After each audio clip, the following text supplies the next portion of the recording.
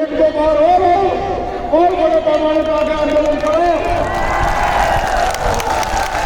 जिससे मेरा टूटा फूटा बहुजन समाज एकजुट हो जाए। तुमने एक आवाज लगाई, आज ये मंच देखो, आज ये मंच देखो। तुमने एक बार मैंने जो हमारे अधिकारों के खिलाफ आंदोलन किया, मैं आपका स्वागत करूंगा। आप पुनः आगे करें मेरे भाइयों, आप दुर्गाई हो, आपका ये मंगल कामना है। जो काम मैं नहीं कर पाया था वो आपने करके दिखाया, आपका कोटि कोटि धन्यवाद।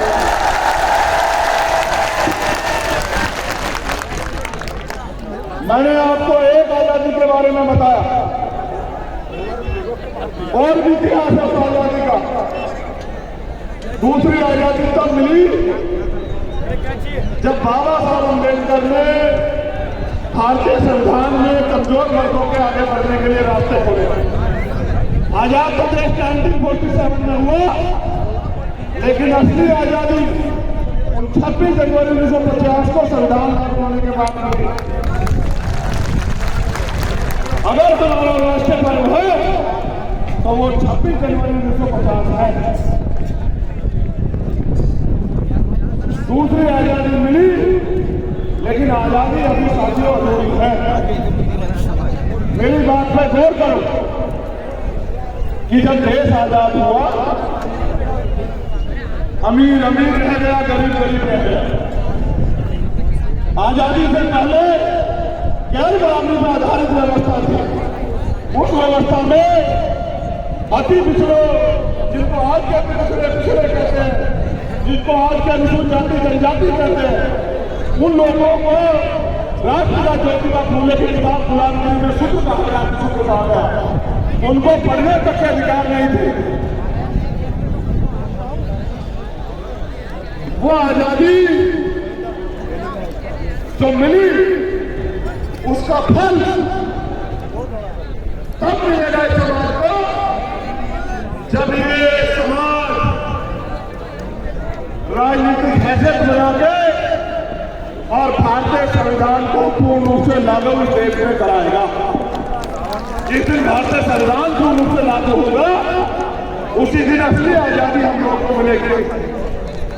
और याद करो बाबा साहब अम्बेडकर की वो बात जो उन्होंने मुझसे, आपसे, हम सब लोगों से कही कि बड़ी मुश्किल से तमाम तरह के अन्याय, आरोप, अपमान और आपके मेरे जैसे 4-4 बच्चों की कुर्बानी देके बाबा साहब अम्बेडकर उस कारवां को यहां तक लेके आ पाए। उन्होंने अपील की मुझसे और आपसे कि इस कारवां को पीछे मत जाने देना मेरे बच्चों। मैंने बहुत अपमान कहा, आज कारवां पीछे जा रहा है। समाज की निगाह आप योद्धाओं पे जो इस मंच पे बैठे और जो वहां बैठे हैं, मैं जितना सम्मान इनका करता हूं उतना आपका भी करता हूं, उसका भी करता हूं जो वहां दीवार पे खड़ा है, जो वहां गाड़ी पे बैठा है, मैं उसका भी मैं सम्मान करता हूं। वो बात बाबा साहब ने उन लोगों से, सब लोगों से कही जिनको उनके ऊपर उम्मीद थी। आज नौजवान साथियों के साथ हमारी माताएं बहनें धूप में बड़ी मेहनत से बैठी थी। मैं धन्यवाद देता हूं हमारी जो महिला नेता इस मंच पर बैठी है, मैं उनका दिल की गहराइयों से धन्यवाद देता हूं कि बाबा साहब अम्बेडकर के संविधान से आज जिस महिला को कमजोर कहा जाता था, इस संविधान की बदौलत वो समाज की बेटी आज नेतृत्व करने लगे। मैं धन्यवाद देता हूं,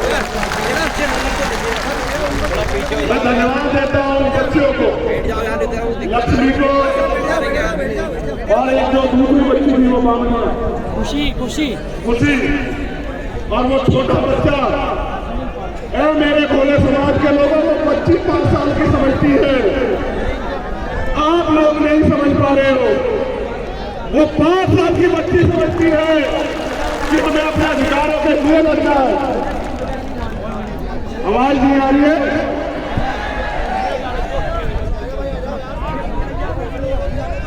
अब देखो बारी है क्या? धन्यवाद करता हूं यहाँ के प्रशासन के लोगों का, यहाँ की पुलिस के कर्मचारी अधिकारियों का। पिछले पिछला मुकाबला मुख्यमंत्री जी से था। इस बार आपके सम्मान में कह रहा हूं, एक व्यवस्था नहीं की आपने। अपने रिश्तेदारों के लिए 3000 के फोर्स लगा के व्यवस्था कराते हो।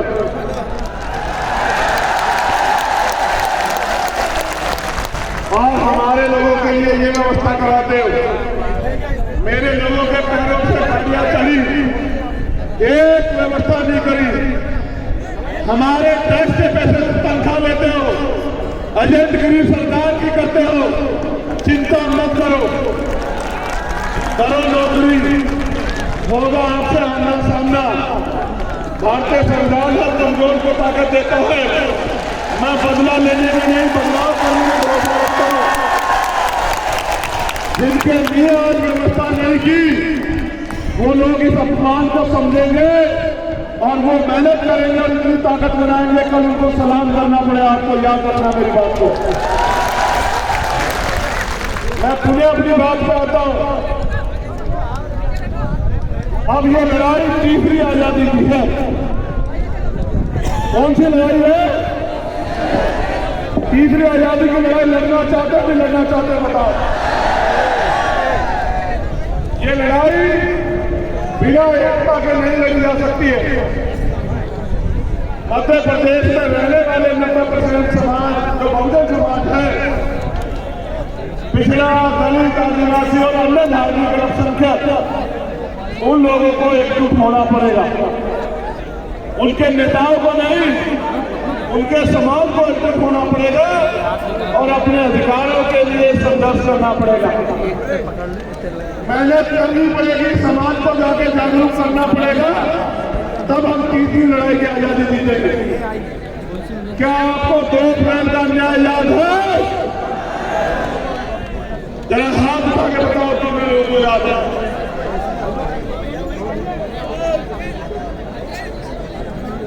अब तो कान से सुनो बेटा, नालायक लोगों का कोई इलाज नहीं है। दोनों हाथ उठा के बताओ 2 अप्रैल का दौर किन किन को याद है?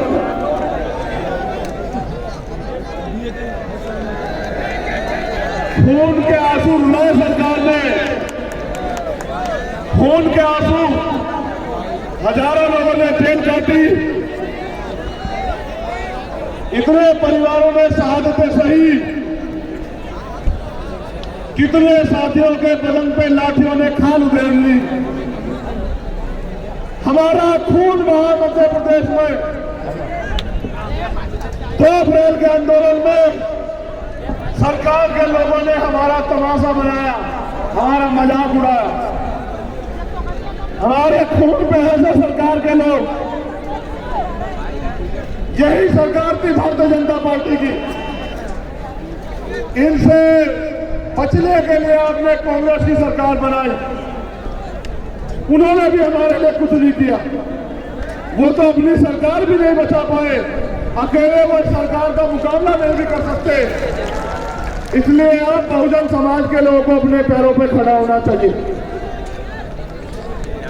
हम ही ऐसे लोग हैं जो इनका सामना कर सकते हैं। ये दम अब यहाँ की कांग्रेस पार्टी में नहीं रहा। अब अगर इस निकम्मी सरकार को कोई उखाड़ कर बैठ सकता है, तो वो यहाँ उपस्थित मेरा बहुजन समाज है, वही उखाड़ कर बैठ सकता है, कोई उखाड़ नहीं। हमारे हक छीने जा रहे हैं, हमारे प्रदेश में हमारे हक छीने जा रहे हैं, क्योंकि हम लोग एकजुट नहीं है। अगर हमें हक बचाने हैं, यह हक देने वाला बनना है, तो हमें एकजुटता करनी पड़ेगी। क्या आप एकजुटता के लिए तैयार हो? जो सवाल पूछ रहा हूं उसका जवाब मन से दोगे? अगर पिछड़े वर्ग के भाइयों के अधिकारों पर आंच आओगी तो खून तक देने के लिए तैयार रहोगे? बताओ, दोनों हाथ उठा के बताओ। अगर मेरे आदिवासी भाइयों पे न्याय होगा तो संघर्ष करने के लिए, खून देने के लिए तैयार हो गया? बताओ।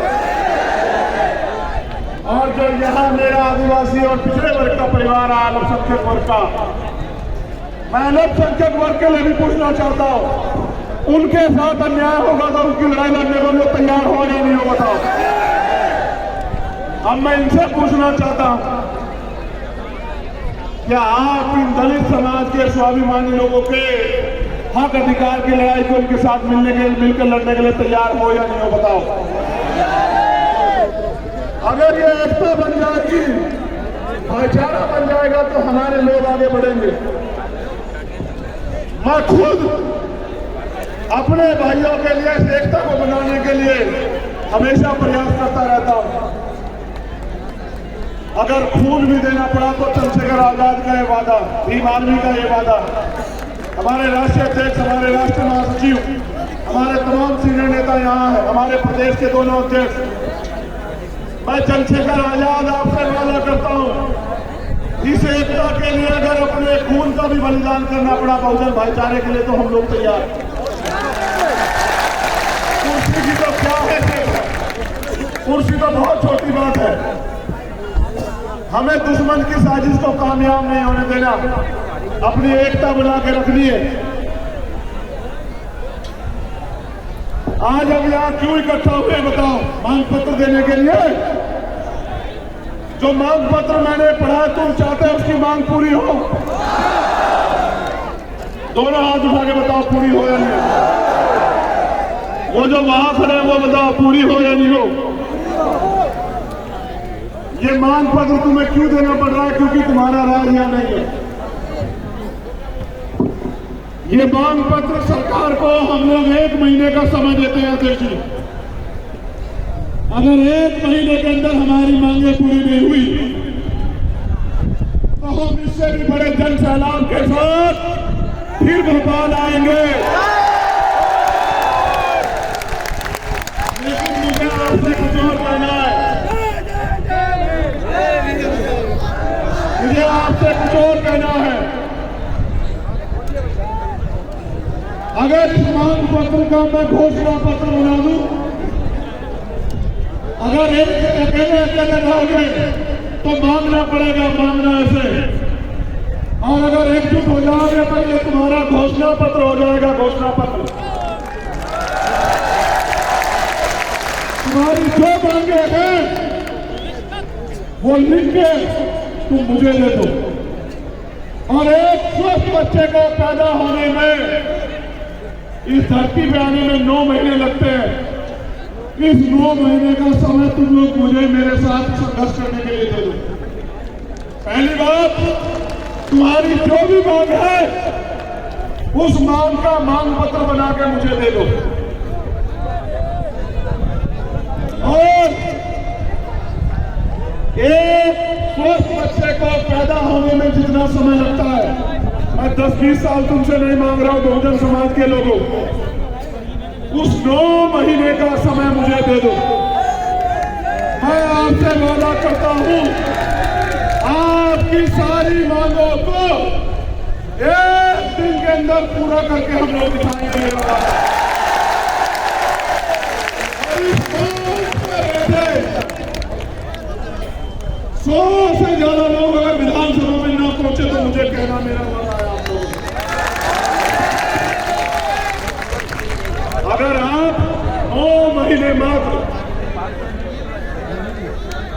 संघर्ष करने के लिए तैयार हो जाओ, 9 महीने का समय लेके संघर्ष करने के लिए कितने लोग तैयार हैं जरा बताओ। चलो हाथ नीचे करो। आपको नेमावर का न्याय याद है?